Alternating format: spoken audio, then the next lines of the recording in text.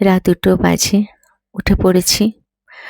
সংসারের যা কাজ থাকে টুকিটাকি করে একটু চা করে নিয়েছিলাম।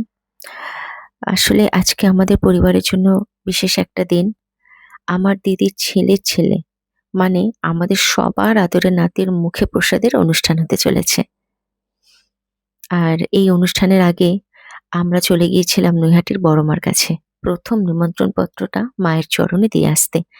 কারণ জীবনের প্রতিটা শুভ কাজ ঈশ্বরের আশীর্বাদ থেকে শুরু হোক, এটাই আমাদের বিশ্বাস এবং এটাই হওয়া উচিত। তবে এই আনন্দের মাঝেও একটা দুশ্চিন্তা ছিল।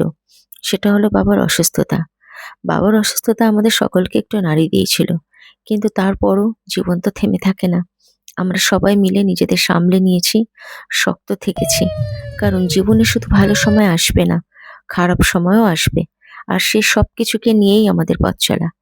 আজকের এই অনুষ্ঠানটা বা এই ছোট্ট রীতি শুধু আমাদের কাছে একটা রীতি নয়, আমাদের ভালোবাসা, আমাদের একসাথে থাকার শক্তি।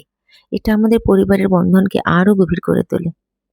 আমরা সকলেই শুধু এটুকু চাই যে আমার ছোট নাতি সকলের আশীর্বাদ নিয়ে, ঈশ্বরের আশীর্বাদ নিয়ে সুখে থাকুক, সুস্থ থাকুক আর সর্বোপরি একজন ভালো মানুষ হয়ে উঠুক। তো আমরা তো এখানে যথারীতি পৌঁছে গিয়েছিলাম। আর পৌঁছে গিয়ে দেখি বিরাট লম্বা লাইন। তো আমরা লাইনে দাঁড়িয়ে পড়ি। আর আমার দিদির মেয়ে প্লাস্টিকে করে, সাথে ছেলেও ছিল, গঙ্গার জল নিয়ে এসে আমাদের সবার গায়ে ছিটিয়ে দিল। তো অনেকটাই লাইনে আমাদের দাঁড়াতে হয়েছে অনেকটা সময়, প্রায় ১.৫ ঘন্টা আমরা দাঁড়িয়েছিলাম। তারপর যথারীতি মায়ের দর্শন পেলাম। ছেলে এবং বৌমা নাতিকে নিয়ে মায়ের সামনে গিয়ে পুজো দিয়ে মায়ের চরণে কাঠটা দিয়ে এলো। তারপরে আর কি বলবো, মায়ের কাছে গেলে তো মুখে কোনো কথা থাকে না। আসলে মায়ের সামনে গেলে কিছু বলতেও হয় না। মা যে অন্তর্যামী, মা সবকিছুই বুঝতে পারে। তো বড় মার কাছে যারা যায় তারা কেউ খালি হাতে ফেরে না।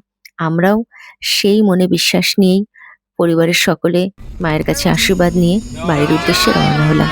বড় মা সকলকে ভালো রাখুক, এটাই চাই। আবার দেখা হবে, টাটা।